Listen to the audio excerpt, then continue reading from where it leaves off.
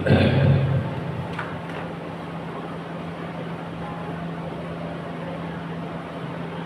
علیکم ورحمۃ اللہ وبرکاتہ۔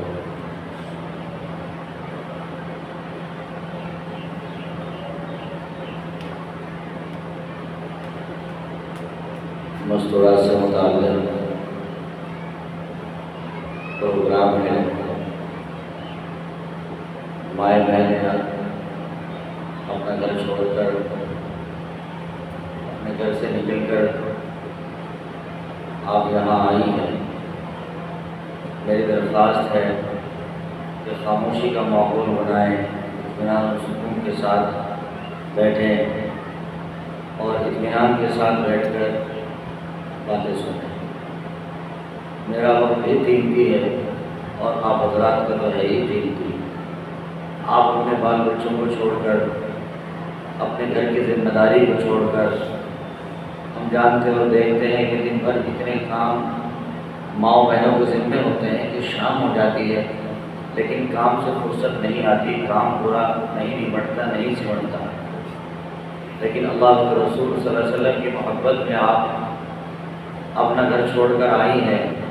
بالیقین یہ گھر چھوڑنا آپ کا دین سمجھنے کے لیے، دین سیکھنے کے لیے، اللہ تعالیٰ کی رضا حاصل کرنے کے لیے، اور گھر سے نکل بھی گئی، یہاں آ کر شور و شرابے میں، بات چیت میں یا آپس کے تعلقات بنانے میں وقت گزر گیا تو یہ بہت ہی گھاٹے اور ٹوٹے کی بات ہوگی۔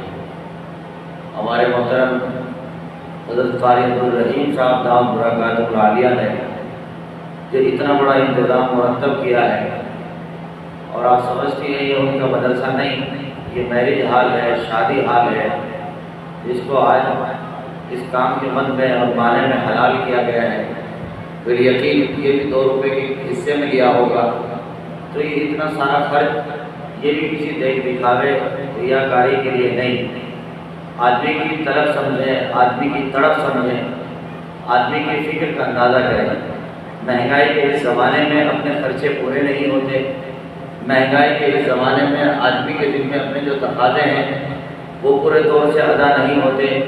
جائے کہ ایک طرح طور سے اس طرح کے کام کرے آدمی اپنے ذمے میں علیحدہ سے کوئی خرچ ڈالے، تو یہ اتنا بڑا خرچ جو اٹھایا گیا ہے، انتظام کیا گیا ہے، یہ بھی اس لیے کیا گیا ہے تاکہ میں اور آپ کچھ دین کی باتوں کا مذاکرہ کر لیں اور دین کی بات سمجھ لیں اور ان کو اپنی زندگی میں داخل اور شامل کر لیں۔ پیاری ماں بہنوں، مصروف زندگی ہے، مصروف وقت ہے۔ آج کے اس وقت میں کوئی کسی کو یہ کہہ کر خوش نہیں کہ آپ رک جائیں، چپ ہو جائیں، یہ راستہ بدل دیں، بلکہ جو آدمی ڈوب رہا ہے اس کا واہ واہ، بہت اچھا، جلدی پاپ کٹے اس کے۔ آج تو حال ایسا ہے، لیکن ایسی گھڑیوں میں، ایسے حالات میں محترم قاری عبدالرحیم صاحب نے اپنے دل کے اندر یہ درد پیدا کیا کہ کیوں نہ میں اپنی ماؤں بہنوں کو اکٹھا کروں اور ان کا ایک اجتماع کر کے کوئی دین کی بات کہہ دی جائے، سمجھا دی جائے، تو ان کے جذبے کی قدر کریں۔ لہذا خود بھی چپ بیٹھیں اور جو مائیں بہنیں بات میں مصروف ہیں انہیں بھی اشاروں سے چپ کریں، بجائے اس کے زبان سے کہیں کہ چپ ہو جائیں، نہیں، اپنے منہ کے اشارے سے، ہاتھ کے اشارے سے ان سے اشارہ دیں کہ بیٹے چپ بیٹھو، بہن چپ بیٹھو، جس اہم کام کے لیے آئی اس کام پر توجہ دیں۔ ساتھ ہی ساتھ میں بہت سارے قیمتی حضرات، ائمہ کرام، علماء اعظام یہاں اسٹیج پر جلوہ فروز ہیں۔ محترم مولانا محمد عمران صاحب دامت برکاتہ العالیہ جو حضور والی مسجد کے خطیب اور امام ہیں اور بہت سارے طلباء کے کامیاب استاد ہیں، وہ یہاں تشریف رکھتے ہیں۔ اسی کے ساتھ ساتھ مولانا شوقی صاحب، شفیق الرحمان صاحب تشریف رکھتے ہیں، اور مولانا شوقی صاحب دامت برکاتہ یہ بھی تشریف رکھتے ہیں، اور بہت سارے بڑے گراؤں سامنے بھی قیمتی اصحاب علم حضرات بیٹھے ہوئے ہیں۔ آج کا نظامت کرنے والے، مائک سنبھالنے والے، ماشاءاللہ یہ بھی خود علمی افراد ہیں۔ اللہ تعالیٰ ہم سب کے جمع ہونے کو، مل بیٹھنے کو قبول فرمائے۔ آپ سنیں اور انتہائی توجہ کے ساتھ باتیں سنیں۔ مائک والے سے درخواست آواز کو ذرا سا اور صاف کر دیں تاکہ بات کہنے میں الجھن نہ ہو، اس لیے کہ حال ہے اس میں آواز زیادہ گونج رہی۔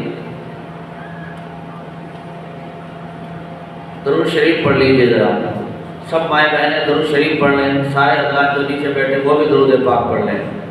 اللہم صلی علی سیدنا محمد وعلی آل سیدنا محمد۔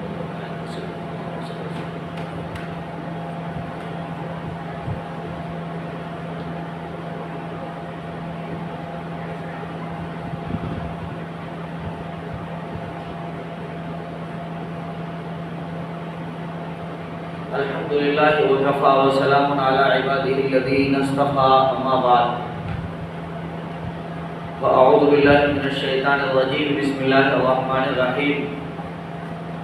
یا ایھا الرسل کلوا من الطیبات واعملوا صالحا،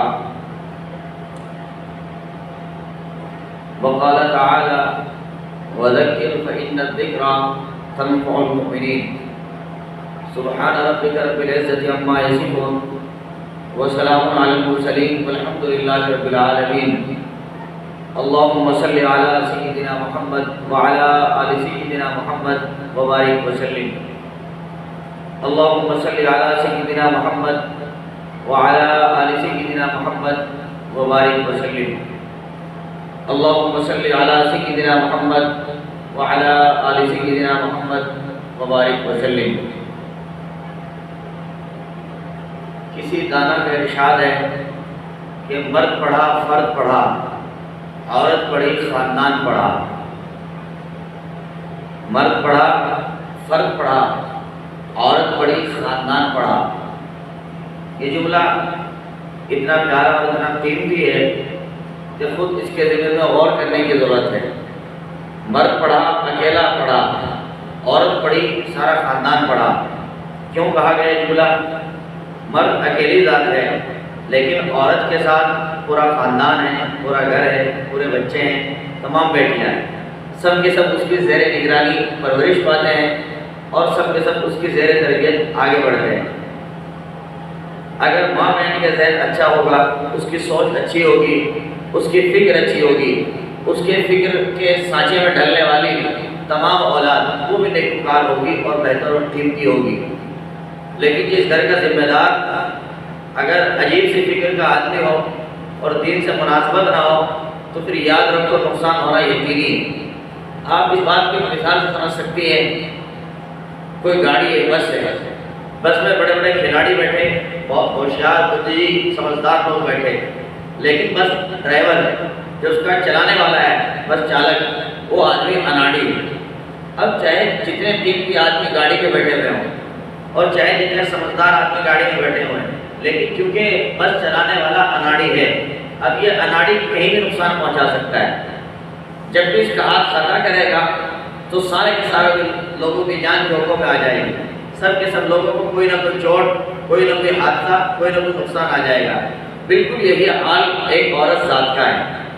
عورت ذات گھر میں ایک ڈرائیور کے مانند ہے۔ اگر عورت یعنی گھر کا ڈرائیور اچھا ہے، سمجھدار ہے، دیندار ہے، دین کے معاملات کو سمجھنے والا ہے، حلال حرام کی تمیز رکھنے والا ڈرائیور ہے، تو ظاہر بات ہے وہ جتنے اس کے گھر میں سواری ہیں سب کو آفت کے ساتھ کنارے پر پہنچا دے گا۔ لیکن اگر ڈرائیور نااہل ہے تو پوری گاڑی کا کہیں بھی حادثہ ہو سکتا ہے، کہیں بھی پوری گاڑی کو لٹوا سکتا ہے اور کہیں بھی پوری گاڑی کو پٹوا سکتا ہے اور کہیں بھی پوری گاڑی چوٹوں کا شکار ہو سکتی ہے۔ سیم یہی معاملہ میری ماں بہن بالکل ایک عورت ذات کا ہے۔ اگر گھر کی ماں دین سے وابستہ ہے، دین کے احکام کو سمجھتی ہے، دین کے مسائل کو سمجھتی ہے، دینی نظام اور فکر کو سمجھتی ہے، اب یہ عورت ذات وہ ہے جس کی فکر کے سائے میں شوہر بھی اچھا رہے گا، بیٹیاں بھی اچھے پلیں گی، بیٹے بھی اچھے پلیں گے اور سب کے سب قیمتی اور اچھے بنتے چلے جائیں گے۔ لیکن اگر ڈرائیور خراب ہے، گھر کی ذمہ دار عورت خراب ہے تو یاد رکھو سارے بچے ڈوب جانے والے ہیں۔ سارے بچے اس طرح ہو جائیں گے جیسے آج کے برسات کے زمانے میں خودرو گھاس، جنگل کی گھاس کے کوئی ٹھکانے نہیں۔ آج میرا گندوں سے چل کر آنا کھادر کے علاقے سے ہوا تو کھادر کی جو پٹی ہے، جمنا کی جو پٹی ہے، جو اس کا راستہ بنا ہوا ہے، بعد جگہ دیکھا کہ راستہ بہت تنگ ہو گیا اور دونوں طرف کی جھاڑیوں نے راستے کو گھیر لیا اور دونوں سائڈ سے گاڑی میں وہ لگتی ہیں اور اس پر کاٹ دیتی ہیں۔ انہوں نے کہا ابھی تو ہم چند دن پہلے اس راستے سے گزرے تھے، تب تو راستہ کشادہ بھی تھا، کوئی دقت بھی نہیں تھی، اور آج اتنی دقت سامنے آ رہی ہے۔ پتہ لگا کہ برسات آئی، پانی برسا، اور برسات کے نتیجے میں گھاس کی پرورش ہوئی، لیکن گھاس کی پرورش آڑی ٹیڑھی ہوگی جو دوسروں کے لیے نقصان دہ بن گئی۔ بالکل یہی حال اگر کوئی ماں سلیقے مند نہ ہو، تمیزدار نہ ہو، تہذیب دار نہ ہو، تو بچے جو نیچے پرورش پائیں گے، جو بچے آگے بڑھیں گے، جن کی نشو و نما ہوگی، وہ بھی بالکل جنگل کی گھاس کی طرح کسی کو گالی دیں گے، کسی کو تھپڑ دیں گے، اور کسی کے منہ پہ چپل رسید کریں گے، اور نہ جانے کس طرح کا خود کے سر میں بھی درد کریں گے۔ اس لیے آج ایک ماں کا سمجھدار ہونا اور فکر مند ہونا اور پڑھا لکھا ہونا حالات کے لحاظ سے ویسے بھی ضروری ہے۔ چنانچہ لوگ کہتے ہیں کہ پہلے ایسے مدرسے نہیں ہوتے تھے، آج کل تو لڑکیوں جیسے مدرسے بن رہے ہیں، ان کی ایسی خاص کیا ضرورت تھی؟ یاد رکھو، حالات نے سمجھایا ہے، حالات نے سمجھایا ہے۔ آئے دن اس طرح کی فتنے جنم لے رہے ہیں، یوٹیوب کے اوپر طرح طرح کے مسائل اور اعلی حکومت کی جانب سے طرح طرح کے فیصلے اور ارتداد کی لہریں، بے ایمانی کی لہریں، طرح طرح کے رسم و رواج اور اس طرح کے ڈھکوسلے بنا کر جس میں آدمی بھٹک جائے، بہک جائے، اگر علم پاس نہ ہو تو گمراہ ہو جائے اور راستہ مل نہ سکے۔ اس لیے گھر کے اندر مستورات کا سمجھدار ہونا اور علم کی دنیا سے وابستہ ہونا بہت زیادہ ضروری ہے۔ اور آج الحمدللہ بہت شکر بھی ہے اور خوشی کی بات بھی ہے کہ آج ہمارے گھروں میں مائیں بہنیں اپنی بیٹیوں کو پڑھانے کا ذوق رکھتی ہے، لیاقت رکھتی ہے۔ یہ بہت اچھی عادت بنی ہے۔ بچیاں پڑھیں گی، آگے بڑھیں گی، انہیں سمجھ میں آئے گا قرآن پاک میں اللہ پاک کا ہدایت دے رہے ہیں، محبوب صلی اللہ علیہ وسلم کا ہدایت دے رہے ہیں، اس کے بارے میں کس کی بات ہمیں ماننی ہے، کس کی بات نہیں ماننی ہے، کس ٹریک پر ہمیں چلنا ہے اور کس پر نہیں چلنا ہے، یہ بات ہمیں اچھے سے سمجھ میں آ جائے گی۔ یہ ایک خوبصورت عادت ہے کہ آج پڑھنے کے جو مزاج بنا ہے اور بچوں کو جو پڑھانے کا مزاج بنا ہوا ہے، اس لیے کہ اسی پڑھنے پڑھانے کے ذمن میں تو ہمیں حلال حرام سمجھ میں آئے گا، قرآن پڑھا جائے گا، اس کی تفسیر پڑھی جائے گی، محبوب صلی اللہ علیہ وسلم کی احادیث پڑھی جائیں گی، ان احادیث کے ذمن میں بات سمجھ میں آئے گی، حلال کا فائدہ کیا ہے، حرام کا فائدہ کیا ہے، ٹھیک، اچھی چیز کیا ہے، بری چیز کیا ہے۔ قرآن پاک، یہ حدیث پاک، یہ مستقل روشنی ہے، یہ مستقل ایک ٹریک اور راستہ ہے۔ اگر آدمی کے پاس راستہ نہ ہو، وہ چلے گا کہاں سے؟ تو شریعت ہمارے پاس راستہ ہے، ہماری بہترین رہنمائی کرتی ہے شریعت۔ محبوب صلی اللہ علیہ وسلم نے کوئی موقع نہیں چھوڑا، اللہ پاک نے کوئی موقع نہیں چھوڑا، ہر موقع کے اوپر ہدایت دی ہے۔ چنانچہ قرآن پاک میں کیسا شاندار اصول بتایا۔ آج کی دنیا کہتی ہے کہ جی نماز پڑھنے کا دل نہیں کرتا، نیکی کرنے کا دل نہیں کرتا، تہجد پڑھنے کا دل نہیں کرتا، ذکر کرنے کا دل نہیں کرتا، ٹھیک، گالیاں نہیں چھوٹتی، غیبت نہیں چھوٹتی، چغلی نہیں چھوٹتی، اور پڑا رہنے کا دل کرتا ہے، نماز چھوڑنے کا دل کرتا ہے، فلمیں دیکھنے کا دل کرتا ہے، موبائل کا غلط استعمال کرنے کا دل کرتا ہے، یوٹیوب کے گندے مسئلے استعمال کرنے کا دل کرتا ہے، نیکیوں کی طرف دل آنے کا تیار نہیں ہے۔ کیا مطلب؟ کیوں نیکیوں کی طرف دل نہیں آ رہا؟ ہم سمجھے تو صحیح، ہم پیدائش طور سے اہل ایمان میں شامل ہیں، ہم مسلمان ہیں، قرآن پاک کے ماننے والے ہیں، اللہ کے ماننے والے ہیں، محبوب صلی اللہ علیہ وسلم کے ماننے والے ہیں، اور قرآن پاک ہمارے پاس آ گیا، اقیموا الصلاۃ، نماز قائم کرو، اقیم الصلاۃ لذکری، نماز قائم کرو۔ جگہ جگہ بتایا گیا طرفِ النار وزلفا من اللیل ان الحسنات یذہبن السیئات، کہ آپ نماز تو پڑھیں، جب نمازوں کی عادت بنے گی، گناہ کی عادت چھوٹے گی، جب آپ نمازوں کی طرف جائیں گے تو جو غلط کاری کی عادتیں لگیں وہ تمام کی تمام چھوٹتی چلی جائیں گی۔ آپ چلے تو صحیح، لیکن ہماری ماں بہنوں کا اعتراض کہ نماز پڑھنے کا دل ہی نہیں کرتا، نماز پڑھنے کا دل ہی نہیں کرتا۔ انچاہے حالات، مجھے بھوت آ رہے ہیں، جنات آ رہے ہیں، میری بیٹی کو اوپرے آ رہے ہیں، میرے گھر کے اندر برکت نہیں جا رہی ہے، اور میرے گھر کے اندر برکت پیدا نہیں ہو رہی ہے، اور میرے گھر کی بیماریاں دور نہیں ہو رہی ہیں، میرے گھر پر جادو کر دیا گیا، سحر کر دیا گیا، یہ سب کیا ہے؟ یہ سب کیا ہے؟ یہ سب کیا ہے؟ یہ سب ظاہر بات ہے اس بات کے سمجھنے کا نام اور اس بات سے غافل ہونے کا نام ہے کہ ہم دین سے کتنے قریب اور دین سے کتنے دور ہیں، اور کیوں ان ساری چیزوں کا دل نہیں کرتا، اور کیا ان ساری چیزوں کا حل قرآن پاک میں نہیں، محبوب صلی اللہ علیہ وسلم کی ہدایات میں نہیں؟ وہ سحر، جادو، جنات سے شکایت کرنے والے سب سے بڑا حل ان کے لیے نماز ہے، سب سے بڑا حل ان کے لیے پاکی ہے۔ محبوب صلی اللہ علیہ وسلم نے فرمایا کہ الوضوء سلاح المومن، کہ وضو مومن کا ہتھیار ہے۔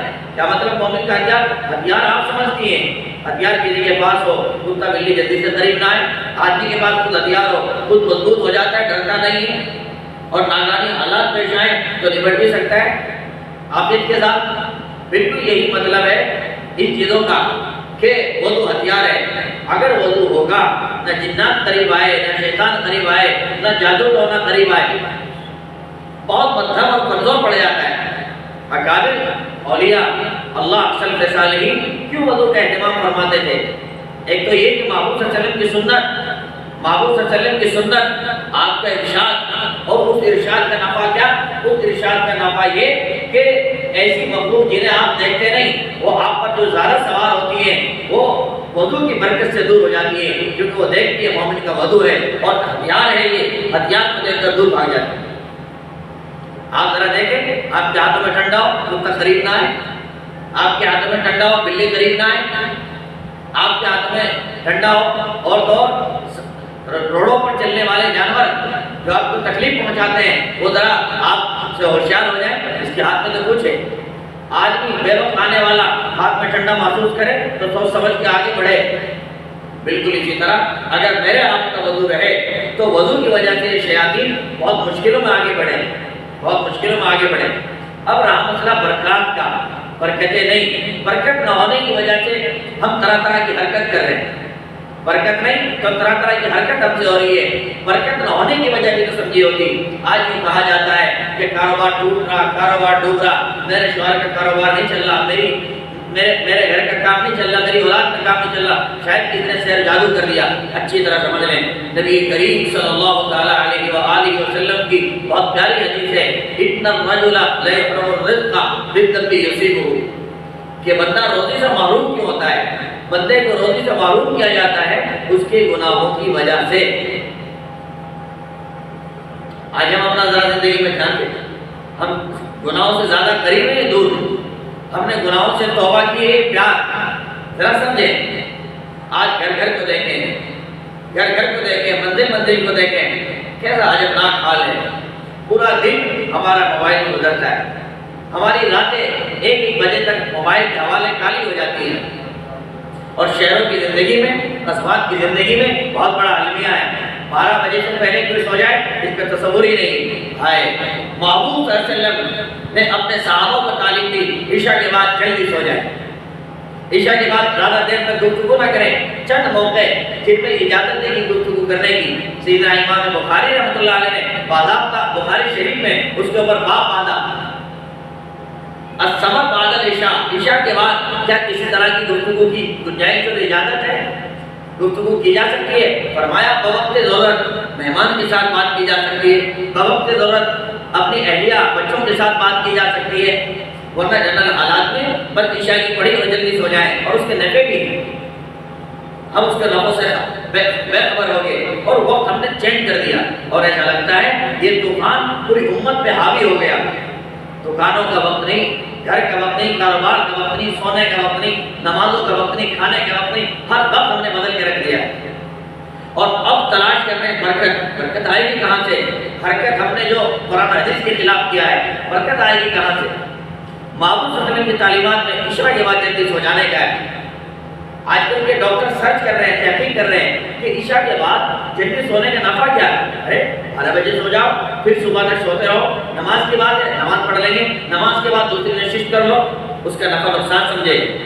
آج کی میڈیکل، آج کا سائنس کہتا ہے جو عشاء کے بعد سوتا ہے، فرمایا اگر مثلا وہ آدمی سوتا ہے 10 بجے، 10 سے 11، 11 سے 12، تو 10 بجے اگر سویا یا 11 بجے اگر سویا، 11 سے 12، فرمائیں کہ یہ 12 بجے سے پہلے کے جو وقت ہے نا، یہ 3 گھنٹے کا نفع دیتا ہے. 1 گھنٹے کی نیند 3 گھنٹے کا فائدہ دیتی ہے.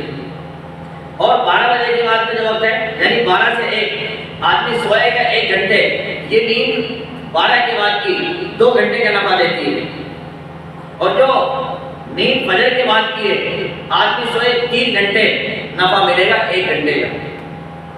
میں پھر بات دہراتا ہوں تاکہ اچھی طرح بات کو کلیئر کیا جائے اور ذرا غور کریں اپنے حالات زندگی پر. ہم کہاں جا رہے ہیں، کدھر نکلے جا رہے ہیں؟ ذرا سوچے تو صحیح.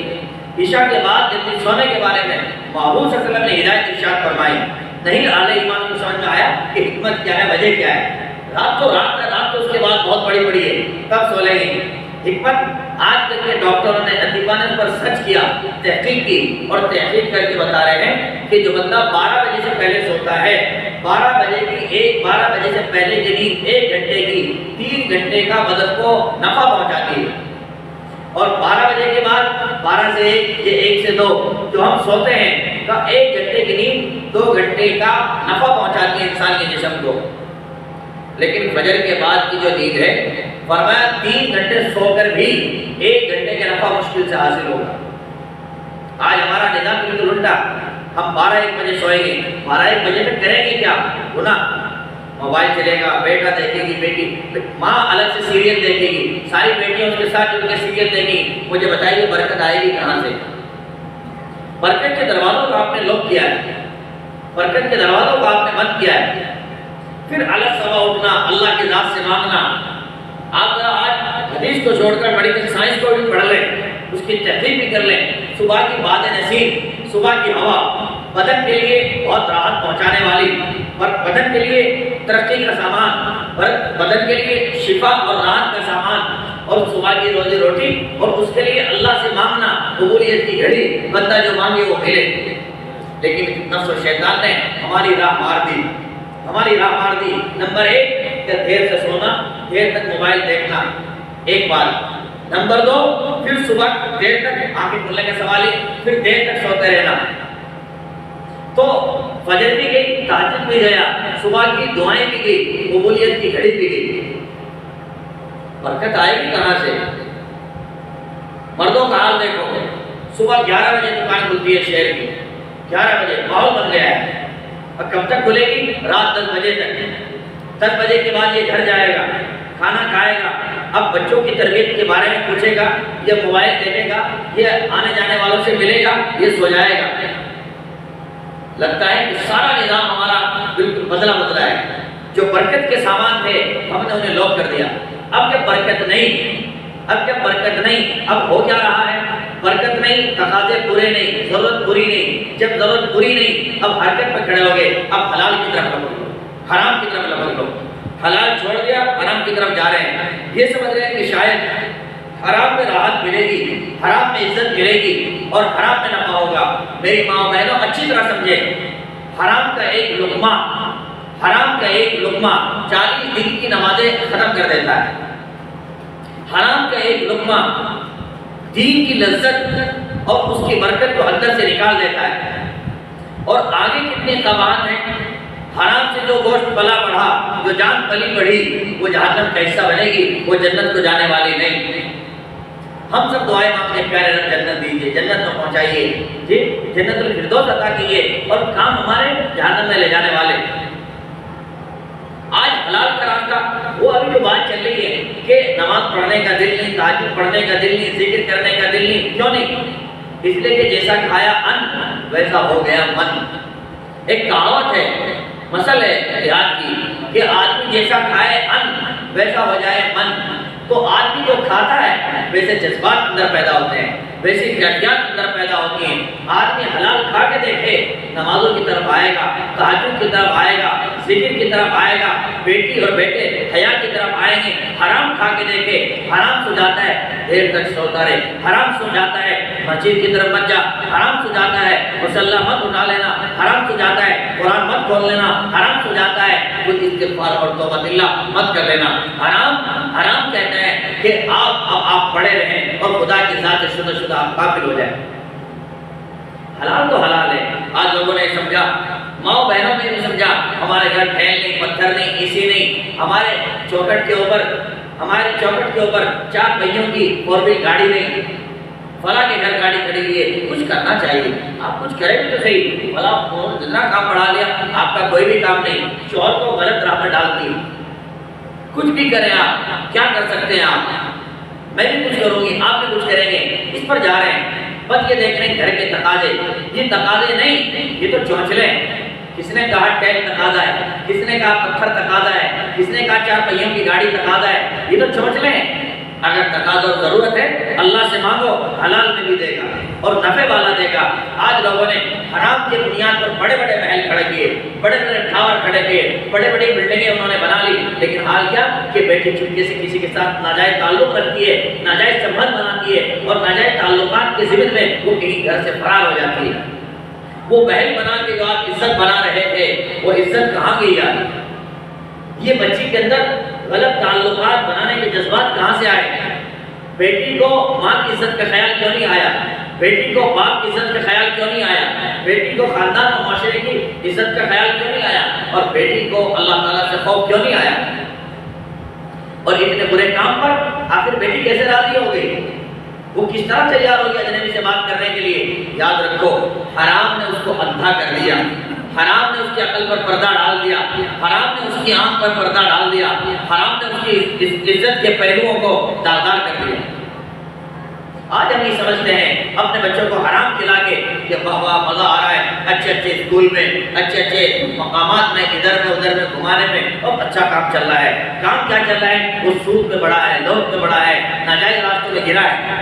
یاد رکھو، اللہ تعالیٰ نے قرآن پاک میں صاف فرمایا یمحق اللہ الربا ویربی الصدقات، کہ ربا کو، سود کو اللہ مٹاتے ہیں اور پہلو دوسرے حلال کے اللہ پاک انہیں بڑھاتے ہیں تجارت کے نفع۔ آج ہمارا معاشرہ ایسا لگتا ہے کہ سارا ستون حرام کا ہو گیا، کوئی بینک میں الجھا ہے جی، کوئی سود میں الجھا ہے، کوئی لون میں الجھا ہے جی، کوئی جو لوگ بچے تھے وہ بندھن بینک اس میں الجھ گئے ہیں، اور ایسے الجھے مت پوچھو۔ اور بیماری آج کل موبائل میں جہاز اڑایا جا رہا ہے، اس کا نام تو نہیں جانتا لیکن جہاز اڑایا جا رہا ہے۔ معاف کرنا محترم علماء کرام، آج کے لیے جہاز معاف کرنا، ہم جیسے لوگ، قیمتی لوگ، علماء اور ایسا ایمان پہننے والے، ان راہوں پر رہنے والے، وہ بھی اس جہاز کے مزے لے رہے ہیں۔ مجھے ایک ادارے کی کارگزاری ملی کہ تقریباً 4 سے لے کر 5 لاکھ تک ایک ادارے کے لوگوں نے اس جہاز میں پیسہ لگایا ہے۔ اللہ تعالیٰ حفاظت فرمائے، لگایا نہیں اڑایا ہے، برباد ہوا۔ یہ حرام کی شکلیں اتنی تیزی کے ساتھ آج میری مائیں بہنیں بہت قوت کے ساتھ مصروف ہیں، گھر میں بیٹھی ہیں، موبائل چلا رہی ہیں اور آن لائن وہ بھی جہاز اڑا رہی ہیں، اور صرف یہ کہ پیسہ بنے گا، کوئی 500 روپے، کوئی 10,000 روپے، کوئی 20، کوئی 40، کوئی اب زخم کھا رہے ہیں، کوئی 2 لاکھ کا زخم، کوئی 4 لاکھ کا زخم۔ اب جب زخم 4 لاکھ کا، اب اٹھے گی کہاں؟ بیماری رہے گی، وہ شوہر اٹھے گا کہاں؟ بیماری رہے گا، اٹھتے ہی نہیں ہو۔ اس میں کیا ہوا کہ صحت خراب۔ صحت کیوں خراب؟ رات 1 بجے تک جو موبائل میں جہاز اڑاتے رہے، جہاز نہیں اڑا رہے، وہ پیسہ اڑا رہے، اڑانے رہے، وہ بنانا چاہتے ہیں، وہ ایک سٹا ہے، حرام ہے، حرام ہے، حرام ہے، کوئی گنجائش اس کی نہیں ہے۔ لیکن سیدھی سادھی میری مائیں بہنیں اور سیدھے سادھے میرے نوجوان بھائی، وہ آج یہ سمجھتے ہیں یہ تو بہت آسان مل گیا، کرنا کچھ بھی نہ پڑے، موبائل کھولو، آن لائن جوڑو اور چلتے بنو اور پیسے لگاؤ، بس پھر کیا تھا، آج سے لے کر کل تک بڑے مالدار ہو جاؤ۔ یہ بڑے مالدار ہونے والے، یاد رکھنا، ابھی کارگزاری میں اور مہینہ 2 کے بعد کارگزاری سننا، یہ بڑے مالدار ہونے والے، یہ بہت جلد شہر پئیں گے، یہ بہت جلد گاؤں بستی چھوڑیں گے، یہ بہت جلد اپنے محل و مکانات کو بیچیں گے، یہ بہت جلد اپنے بھی بچوں کو فٹ پاتھ پہ لا کر رکھیں گے۔ میری پیاری ماں بہنوں، آپ خود بھی سنبھلیں اور اپنی نسلوں کو سنبھالیں اور اپنے شوہر کو بھی سنبھالیں، اس لیے کہ جو ان راہوں پہ پڑ گیا اس کی عقل اب ساتھ نہیں دے رہی ہے، اس کی عقل اب کام نہیں دے رہی ہے۔ قرآن پاک میں فرمایا یا ایھا الرسول کلوا من الطیبات واعملوا صالحا، اے رسول حلال کھاؤ، حلال کھاؤ، واعملوا صالحا، اور نیک اعمال کرو۔ کیا مطلب؟ خود سمجھ میں آتا ہے قرآن پاک کی ترتیب سے، یا ایھا الرسول کلوا من الطیبات، اے رسول حلال کھاؤ، واعملوا صالحا، اور نیک اعمال کرو۔ پتہ ہی لگا کہ اگر آدمی حلال کھائے گا نیک اعمال کرے گا، آدمی اگر حلال کھائے گا نیک اعمال کا شوق پیدا ہوگا، نیک اعمال کا جذبہ پیدا ہوگا، اس کا تہجد کا دل کرے گا، اس کا بستر اسے خود اچھال دے گا۔ حلال کا یہ اثر ہے، نمازوں کی طرف اس کا ذہن آئے گا، قرآن کی تلاوت کی طرف ذہن آئے گا، حیا اور پردے کی طرف ذہن آئے گا، اغیار اور کفار کے جو رسم و رواج ہیں ان سے بچنے کا دل کرے گا۔ لیکن حرام تو عقلوں کو معاف کرتا ہے، حرام تو اعمال کو ختم کرتا ہے، حرام تو ایمان پر حملہ آور ہے، اور ہم حرام کو حلال سمجھ رہے ہیں، حلال سمجھ کے کھا رہے ہیں۔ سیدنا امام شافعی رحمۃ اللہ علیہ ایک بہت عظیم امام گزرے ہیں، ان کے شاگردوں میں ہیں سیدنا امام احمد بن حنبل رحمۃ اللہ علیہ۔ امام شافعی رحمۃ اللہ علیہ کے بعد امام احمد بن حنبل رحمۃ اللہ علیہ پڑھتے ہیں، علم حاصل کرتے ہیں، بہت محنتی، بہت متقی، بہت پرہیزگار، جب فارغ ہو کے گئے اللہ تعالیٰ نے علم دین کا بڑا کام لیا، خوب کام لیا۔ جب کام بڑا ہوا تو امام شافعی رحمۃ اللہ علیہ نے خط بھیجا، کہا پیارے شاگرد، پیارے بیٹا، بہت دن ہو گئے، آپ کی یاد آ رہی ہے، آپ میری چوکھٹ پہ آئے بھی نہیں، لمبا زمانہ ہو گیا۔ چنانچہ امام احمد بن حنبل نے ترتیب بنائی کہ اپنے استاد کی چوکھٹ پہ جاتا ہوں، اور وقت لیا کہ یہاں جانے کی ترتیب بنا لی۔ چنانچہ امام شافعی صبح سے خوش ہوئے، اپنی بیوی کو، اپنی بیٹیوں کو بلایا اور کہا دیکھو آج ایک میرا شاگرد آنے والا ہے، اور وہ میرا شاگرد بہت انوکھا ہے، بہت قیمتی ہے، بہت متقی اور پرہیزگار ہے، آپ اپنے صحیح ہاتھوں سے کھانا بنائیں، اس کو کھلائیں، ہو سکتا ہے آپ جب کھانا بنائیں وہ کھائیں اور تمہیں دعا دیں تو اللہ تعالیٰ تمہارے اوپر جہنم کی آگ حرام فرما دے۔ وہ ایسا متقی اور ایسا پرہیزگار اور ایسا نیکوکار جوان ہے میرا شاگرد، میرے سامنے پڑھا، لیکن اللہ تعالیٰ نے اسے دولت تقویٰ اور دولت فراست اور حکمت ایسی شاندار عطا فرمائی۔ چنانچہ گھر کے ہو تو چکے، امام کے گھر کے لوگ تھے، اللہ والے کے گھر کے بچے تھے، وہ بھی نیک ہوتے ہیں، چنانچہ جذبات رکھ گئے، پورے گھر کی صفائی کی، ستھرائی کی، اور شام کے وقت آنے سے پہلے انہوں نے شاندار کھانا بنایا، اور ہر بچے نے حصہ لگایا تاکہ آنے کے بعد ان کھانا میں اللہ والا کھائے اور دعا دے کے جائے۔ بعض اللہ والے ایسے شاندار دعا دیتے ہیں، اللہ اکبر۔ میرے شیخ مرشد حضرت مولانا شیخ صلاح الدین شاہی نقشبندی مجددی، اللہ تعالیٰ نے ان کو آج کا حکیم الامت بنایا ہے، الحمدللہ۔ حضرت جب کھانا کھاتے ہیں کسی مکان پر بھی بہت شاندار دعا دیتے ہیں، ہمیں تو انتظار رہتا ہے ان چیزوں کا کہ وہ گھڑی آئے وہ دعا دے، حضرت دعا دیا کرتے ہیں کہ پیارے رب جن ہاتھوں نے کھانا بنایا ہے، یہ ان میں حصہ لگایا ہے، ان ہاتھوں کے اوپر جہنم کا حرام فرما۔ اور آج تو ذرا اس پر گفتگو کرنے کی ضرورت ہے کہ آج گھر میں کھانے بناتی کہاں ہے مائیں بہنیں؟ آج تو سب ہوٹل کے ذمہ آ گیا، سب ہوٹل سے آئے گا، اب جو دعا جا رہی ہے وہ پتہ نہیں کہاں جا رہی ہے، وہ گھر میں جا رہی ہے ہوٹل میں جا رہی ہے، یہ سمجھ میں نہیں آتا۔ کوئی وقت تھا مائیں بہنیں تقوی کے ہاتھوں سے، وضو کے ہاتھوں سے خود کھانا کھاتی، وہی کھانا کسی اللہ والے کو کھلاتی، پکوان سی کسی نیت کے ساتھ کہ کوئی نیک بندہ آئے گا، ہم اس کو کھلائیں گے، وہ دعا دے گا، ہماری زندگی میں انقلاب پیدا ہوگا۔ آج تو ہر کام سے فارغ، منہ چڑھاتی ہیں، جان چڑھاتی ہیں۔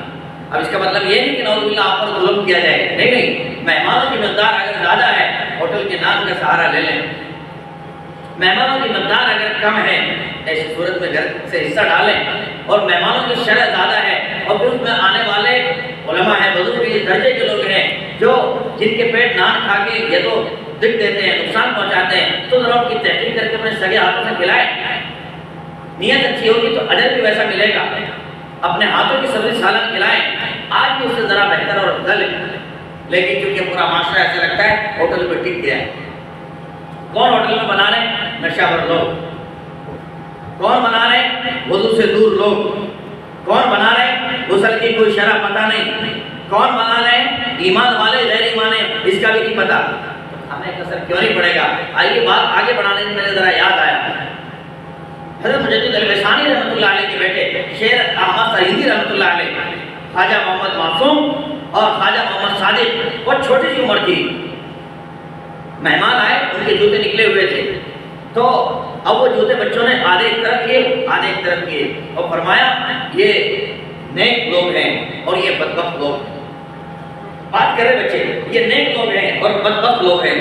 شیخ مجدد الویسانی رحمۃ اللہ علیہ باہر آئے اور انہوں نے نظر ڈالی کہ جوتے بچوں نے الگ الگ کر دیے، اور چونکہ وہ تو اللہ تعالیٰ نے نور نظر عطا فرمایا تھا، باطن کی نظر عطا فرمائی تھی، باطن کی نظر سے دیکھا واقعی یہ جو ادھر جوتیاں ہیں یہ جو جہنم کا کام کرنے والے لوگ ہیں، جہنم میں جانے والے لوگ ہیں، برے اعمال کر رہے ہیں، اور جن کی جوتیاں یہ الگ کی گئی، جن کے بارے میں کہہ رہے ہیں نیک بخت لوگ ہیں، واقعی یہ وہ لوگ ہیں جو متقی و ابرار ہیں۔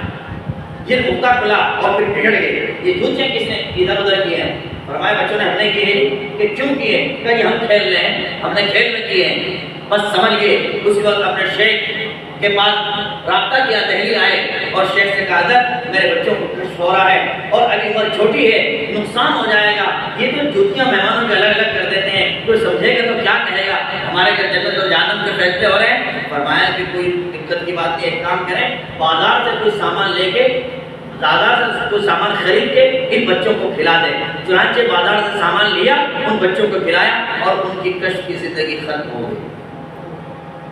آپ اندازہ کریں میرے بھائیوں اور میری ماں بہنوں کہ جب بازار کے کھانے سے کشف کی دولت ختم ہو سکتی ہے تو بازار کے کھانے سے ہم اور آپ کو تو ہے ہی کوئی چیز نہیں، ہم کتنے نہیں ختم ہو سکتے۔ لیکن آج ہم سب کے اس پر ٹک گئے ہے۔ بات چل رہی تھی اس کی کہ امام شافعی رحمۃ اللہ علیہ کی چوکھٹ پر سیدنا امام احمد بن حنبل رحمۃ اللہ علیہ تشریف لائے۔ شام کا وقت ہوا، بیٹھے انہوں نے کھانا بنایا، دسترخوان لگا۔ اب امام صاحب بیٹھے، کھایا اور خوب دل لگا کے کھایا، خوب دبا کے کھایا، پورا کھایا، جتنا کچھ تھا سب سمیٹ لے گئے۔ دسترخوان اٹھ گیا، عشاء ادا کی، عشاء کے بعد گھر آئے، آرام کا بستر، مصلی، لوٹا پانی، یہ سب چیزیں دکھا دی گئی۔ پہلے مہمانوں کے سب بتایا جاتا تھا یہاں مصلی رکھا ہوا ہے، اور مہمان بھی پوچھتا تھا مصلی کہاں ہے۔ آج آنے والا مہمان پوچھتا ہے ٹیلی فون کا چارجر کہاں ہے، وہ چارجنگ کہاں سے ہوگا، ذرا بتائیے، لائٹ آن آف کہاں سے ہوگی، کوئی بھی تو نہیں پوچھتا کہ مصلی کہاں ہے۔ صبح بتا دیجیے ہم وضو کریں گے، سویرے اٹھیں گے، کوئی بھی نہیں پوچھتا، اس لیے کہ لگتا ہے کہ ذوق پورا چینج ہو گیا ہے، نہ مردوں کا ذوق، نہ عورتوں کا ذوق، نہ بچوں کا ذوق۔ عورتوں نے اپنا کام کچھ اور سمجھا ہے اور مردوں نے کچھ اور سمجھا ہے۔ عورتیں یہ سمجھی جھاڑو لگانا، پونچھا لگانا، برتن مانجنا، کپڑے دھلنا، بس یہ ہمارا کام ہے۔ بیٹیوں کی تربیت کرنا، بچوں کی تربیت کرنا، یہ اس سے ہمیں کوئی سروکار ہے، وہ اس سے غافل ہے۔ کھانا کھایا، رات کو رہے، صبح ہوئی، یہ لوگ فجر میں گئے، بیٹیاں بستر اٹھانے آئی، بستر جب سمیٹنے آئی انہوں نے دیکھا کہ سارا کام جو کا تو، یعنی لوٹا پانی بھرا رکھا ہوا ہے، مصلی وہی برابر میں رکھا ہوا ہے۔ اس کا مطلب یہ کہ مہمان بس سویا ہی سویا ہے، اس نے کچھ کیا نہیں۔ چنانچہ جب صبح کے ناشتے کا وقت آیا، بات ہونے لگی تو بیٹیاں بولی اپنی امی سے کہا، امی نے ان کے والد یعنی سیدنا امام شافعی رحمۃ اللہ علیہ کے سامنے تذکرہ کیا، کہا عجیب مہمان ہے، ہم تو رات ہی سے سمجھ رہے تھے، آپ تو بڑی تعریف کر رہے تھے کہ بہت متقی، بہت پرہیزگار، اللہ والا، بڑا نیک ابرار آدمی ہے، یہ تو بالکل کچھ بھی نہیں، خالی آدمی ہے۔ یہ کیا ہوا؟ نمبر 1، رات جو کھانا کھایا اتنا کھایا کہ ہمارے لیے بھی کچھ نہیں بچا، سب پی گیا۔ اور کہا جب اتنا کھانا رات کھا لیا تھا، ہمیں تبھی سے اندازہ تھا کہ یہ کوئی عام بندہ ہے، حضرت کو شبہ ہو رہا ہے، یہ پھر رات کو اٹھے گا کہاں؟ جب ایک گھڑی کھا کے سویا ہو، صبح اس کی آنکھیں رات کو کھلنے والی کہاں ہیں؟ چنانچہ آپ نے جو پانی رکھا سیم رکھا رہا، کچھ بھی تو نہیں ہوا۔ امام شافعی رحمۃ اللہ علیہ نے بات سنی اور احساس ہوا کہ بات جو تم کہہ رہی ہو صحیح ہے، لیکن یہ ایسا نہیں تھا۔ موقع پایا اور موقع بنا کے ترتیب بنا کے بات پوچھی، کہا بیٹا احمد کہ جی حضرت، کہ ایک بات پوچھنا چاہتا ہوں۔ جی بالکل آپ پوچھیں۔ کہ برا تو نہیں لگے گا؟ کہ نہیں، برا کی کیا بات، اور اس زمانے کے شاگرد تھے بھی نہیں ایسے کہ برا لگے، استاد جو بھی گئے، انہوں نے کہا حضرت آپ جو بھی گئے اس میں کیا؟ کہ ایک بات پوچھنا چاہتا ہوں، وہ یہ اتنے غافل اور کاہل آپ کب سے ہوئے؟ نمبر 1، آپ نے کھانا زیادہ کھایا، جو پہلے کھاتے تھے اس سے کچھ زیادہ ہی کھایا، اور نمبر 2، رات کو بیٹھ کے نے پانی جو رکھا تھا وضو کے لیے، وہ پانی جو تھا تو بھرا رہا۔ اس سے پتہ لگتا ہے کہ نہ آپ اٹھے، نہ تہجد پڑھی، نہ دعائیں مانگی، اب شاید آپ کی عادت خراب ہو گئی۔ دوستو یہ بھی فکر کا لمحہ ہے، استاد بھی فکر مند اور شاگرد بھی ویسے۔ آج استاد بھی کہہ نہیں سکتا غلط بات کو، کہیں شاگرد توڑ نہ لے، لیکن انہوں نے جھجک بلا جھجک ان کو کہا اور پکڑا، انہوں نے کہا استاد جی معاف فرمائیں، آپ میری کہانی سنیں، میری بات سنا کہ میں جب آپ کے گھر آیا اور میرے آنے کی ترتیب بنی، میں نے اپنے آپ کو پہلے سے کچھ ذرا سا خالی رکھا، اور جب آپ کے گھر آیا میں نے باب الغدار میں کھایا، میں جب کھانے لگا اصل میں مجھے کھانے میں نور محسوس ہوا، وہ نور اتنا شاندار تھا کہ میرے بدن کا رونما اس سے کھڑا ہوتا چلا گیا، میں کھاتا گیا، میں نے سوچا ایسا حلال کھانا کب ملے گا، یہ تو کبھی میرا مقدر کھلا ہے، چنانچہ کچھ نہ چھوڑو سارا کھا جاؤں۔ میں کھاتا ہی رہا، جب میں نے کھایا اور سونے کے لیے بستر پر پہنچا، میں لیٹا ہی تھا کہ میری آنکھ نہ لگی، بلکہ قرآن پاک کی آیات سامنے آئی، اور قرآن پاک کی آیات آیات کے بعد آیات کھلتی گئی، حدیث کے بعد حدیث کھلتی گئی، میں نے مسائل کا استنباط کرنا شروع کر دیا۔ کہا میری زندگی کی پہلی رات ہے، قسم کھا کے کہتا ہوں میری زندگی کی پہلی رات ہے کہ میں رات جیسے بستر پر پہنچا تھا، عشاء کی جس وضو کے ساتھ میں نے اسی وضو سے تہجد بھی پڑھی، اسی وضو سے میں نے فجر بھی پڑھا ہے، اور اسی وضو سے میں نے آج 100 مسئلوں کا استنباط کیا ہے کہ آپ کا کھانا اتنا نور والا تھا، اتنا برکت والا تھا کہ جس نے پوری رات مجھے نیند آنے نہیں دی، لیٹنے نہیں دیا، اور پوری رات مجھے نیکیوں کی سوچتی رہی، مسائل کی سوچتی رہی، اور دعا مانگنے کی سوچتی رہی، پوری رات اللہ اللہ کرنے کی سوچتی رہی۔ میں تو جسم زدن کے لیے اللہ کی ذات سے غافل اور بے خبر بھی نہ ہو گیا۔ اللہ اکبر۔ میرے بھائی یہ تو بات کہ آدمی جیسا کھائے ان ویسا ہو جائے من، آدمی جو کھاتا ہے ویسے جذبات پیدا ہوتے ہیں۔ میری پیاری ماں بہنوں، ہم ذرا اس پر اتریں، خود بھی حلال کھائیں گے اور اپنی اولاد کو بھی حلال کھلائیں گے، خود بھی حلال کا اہتمام کریں گے، اپنی اولاد کو بھی حلال کا اہتمام کرائیں گے۔ اگر یہ اہتمام کرائیں گے تو کام بنے گا۔ حرام کھانے کی وجہ سے دعائیں قبول نہیں ہوتی، حرام کھانے کی وجہ سے نمازوں کا نظام بدل جاتا ہے، حرام کھانے کی وجہ سے روزوں کی رغبت نکل جاتی ہے، حرام کھانے کی وجہ سے دین کا چسکا اور جذبہ اپنے اندر سے مردہ ہو جاتا ہے۔ اور آج ماں بہنوں نے عجیب آسان کام لیا، بندھن بینک۔ یہ حرام کاری کی ایک شکل ہے، بندھن بینک نہیں۔ میں اس کو 1-1.5 سال سے گفتگو کر رہا ہوں، میں اس کو بندھن بینک نہیں کہتا، میں اس کو کہتا ہوں بندھک بینک۔ عورتوں کو جو قرضہ دیا جا رہا ہے پھر وہ وقت پر جو ادا نہ ہو جائے، یہی ہماری مائیں بہنیں ان کو اغیار بندھک بنا لیتے ہیں۔ ایسی گھڑیوں میں گھر آتے ہیں، یہ ساری مائیں بہنیں جانتی ہیں جس میں اور آپ گھر نہیں ہوتے، گھر کا کوئی مرد گھر میں نہیں ہوتا، مرد یہ تو پڑھنے گیا، پڑھانے گیا، یہ کام کاج پہ گیا، صرف عورتیں گھر ہیں، عورتوں سے واسطہ پڑ رہا ہے، عورتوں سے سابقہ پڑ رہا ہے، عورتوں سے باتیں ہو رہی ہیں۔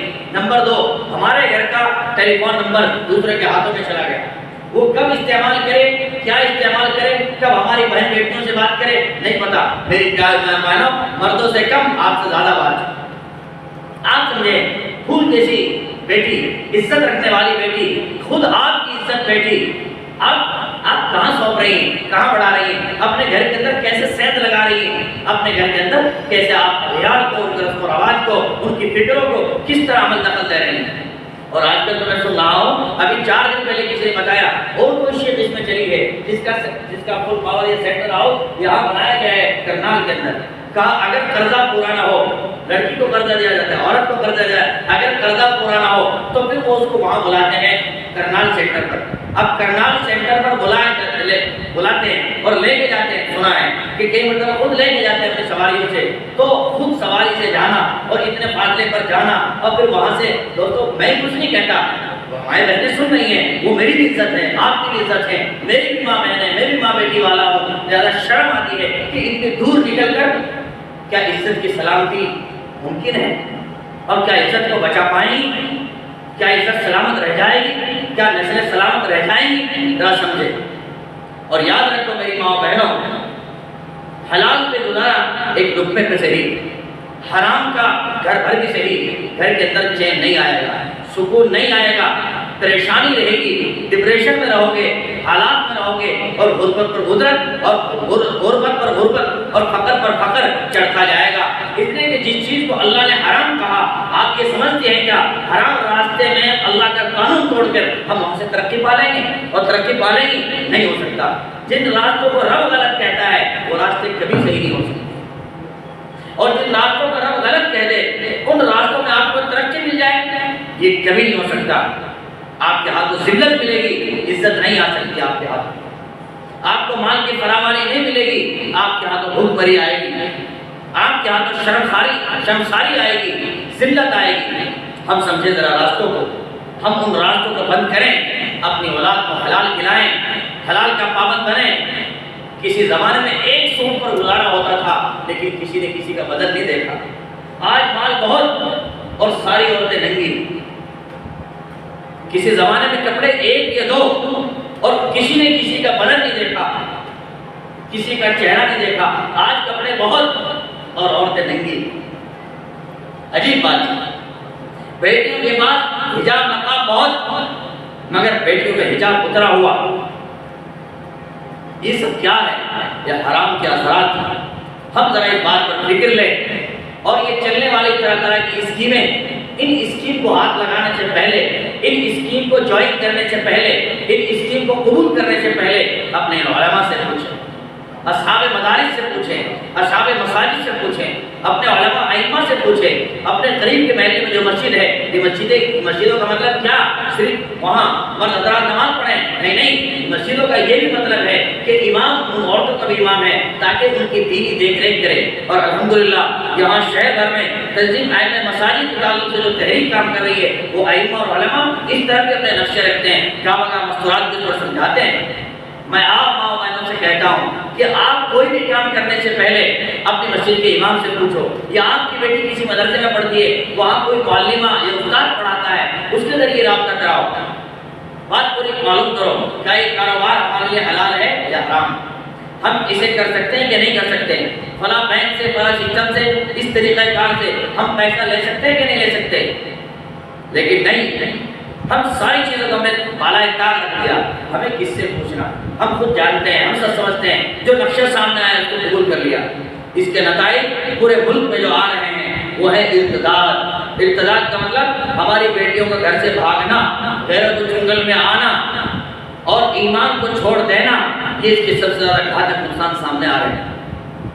لہذا ماں بہنوں، آپ خود بھی سنبھلیں اور اپنی اولاد کو سنبھالیں، اور باضابطہ اپنے علماء کرام سے مشورہ کرا کے، اپنے شوہر کو بھیج کے کہ حضرت امام صاحب سے پوچھ کر کے آؤ یہ مسئلہ کس طرح ہے، کیا ہم اسے لے سکتے ہیں؟ اگر شریعت منع کرتی ہے، اچھی بات یہ ہے کہ آپ بعد آ جائیں۔ اس سے پہلے کے واقعات، صحابیات کے واقعات کو پڑھیں، خالی ڈیگچی چڑھا رکھی ہے، پانی لگا ہوا ہے، بچے رو رہے ہیں، کھانے کا کچھ نہیں۔ کتنے واقعات ہیں، وہ واقعات بتاتے ہیں، حکم بری میں وقت تو کٹا لیکن تقوی کے ساتھ، تدین کے ساتھ، ایمانداری کے ساتھ، سچائی کے ساتھ وقت کٹا۔ دودھ میں پانی نہیں ملا، رشتے عمر فاروق لے کے آتے ہیں، آج گھر میں ٹھیل محل سب کچھ ہے لیکن رشتے نہیں، رشتے ڈھونڈو، رشتے نہیں، تلاش کرتے جاؤ، جوڑ کا رشتہ نہیں، بے جوڑ۔ سب کیوں؟ حرام کے اثرات۔ ہم حلال پر آئیں، حلال کے اثرات دیکھیں، اور جو بچے حرام کاروبار سے آگے بڑھتے ہیں وہی ماں باپ کی ناک میں دم کرنے کے سبب بنتے ہیں، ماں باپ کو خون کے آنسو رلاتے ہیں، اور جب سب چیزیں حرام رہیں گی اب دعا بھی قبول ہونے والی نہیں۔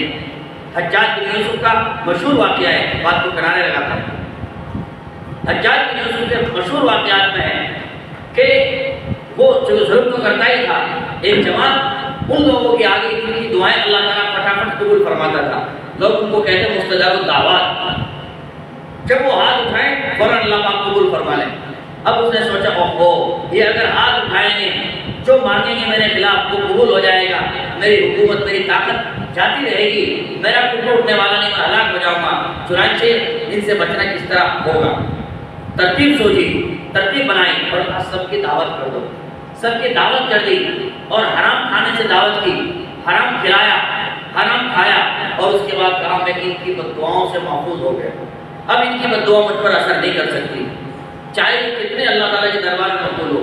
لوگوں نے پوچھا کیا بات ہے، کیوں اثر نہیں کر سکتی؟ کہا میں نے ان کے پیٹ میں حرام کا لقمہ پہنچا دیا ہے، اور جب حرام کا لقمہ چلا گیا ہے اب ان کی دعا ان کے سر سے اوپر جانے والی نہیں۔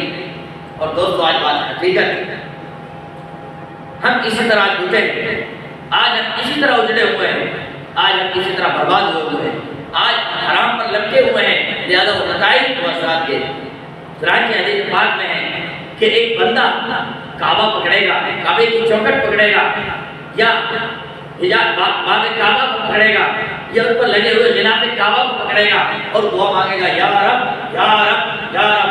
یہ رب کا جملہ اللہ کو بہت پسند ہے، یا رب یا رب، اور اس کے بعد اپنی دعاؤں کی بھیک مانگے گا۔ فرمایا اللہ تعالیٰ اس کی دعا قبول تو کرنا چاہتے ہیں لیکن کیسے؟ ملبس لباس ہو حرام، شراب ہو حرام، طعام ہو حرام، وَأَنَّىٰ يُسْتَجَابُ الدُّعَاء۔ فرمایا اس کا لباس حرام، اس کا کھانا حرام، اس کا پینا حرام، اس کی کہاں سے دعا قبول ہوگی؟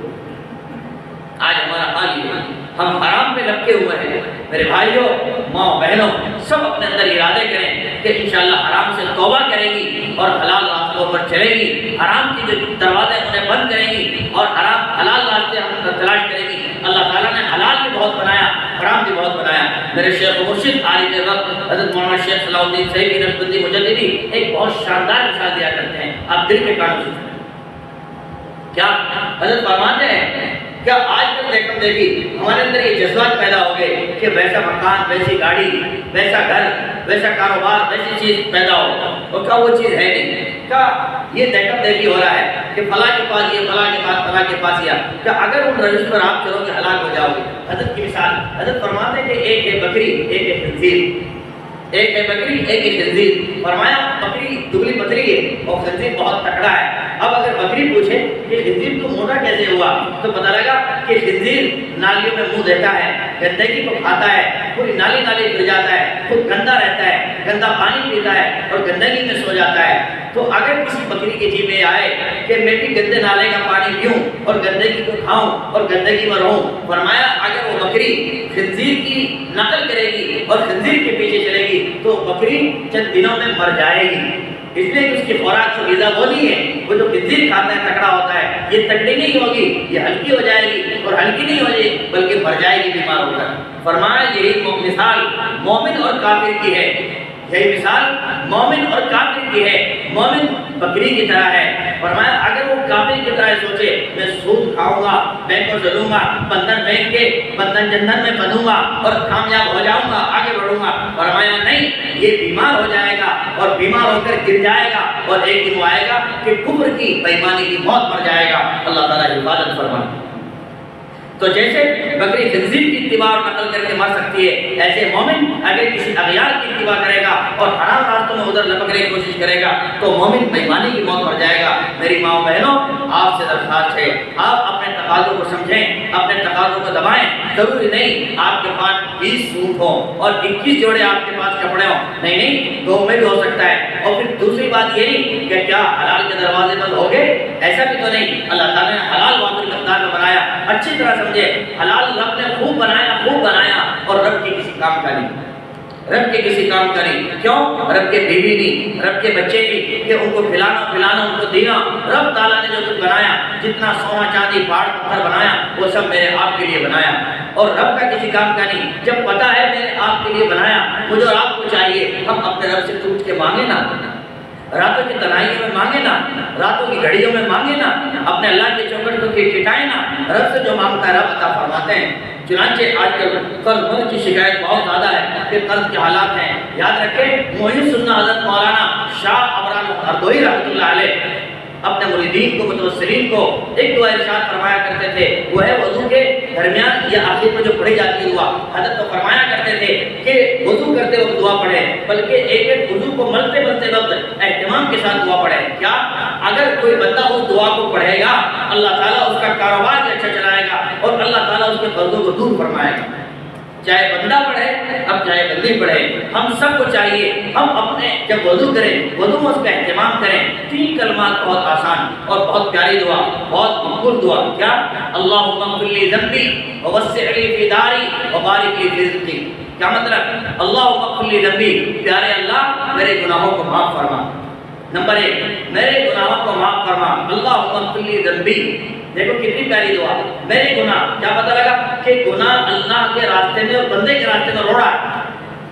گناہ بندے کو اللہ تعالیٰ کی چوکٹ میں مقبول ہونے سے روکتا ہے، گناہ اپنی بات منوانے سے روکتا ہے۔ میری ماں بہنوں، پہلے یہ دعا سکھائی، پیارے رب ہم نے اپنا ظاہر تو دھو لیا لیکن ہمارا باطن اندر وہ تو آپ کے قبضے میں ہے، اللہ جی آپ ہمارے اندر کو دھو دیجیے۔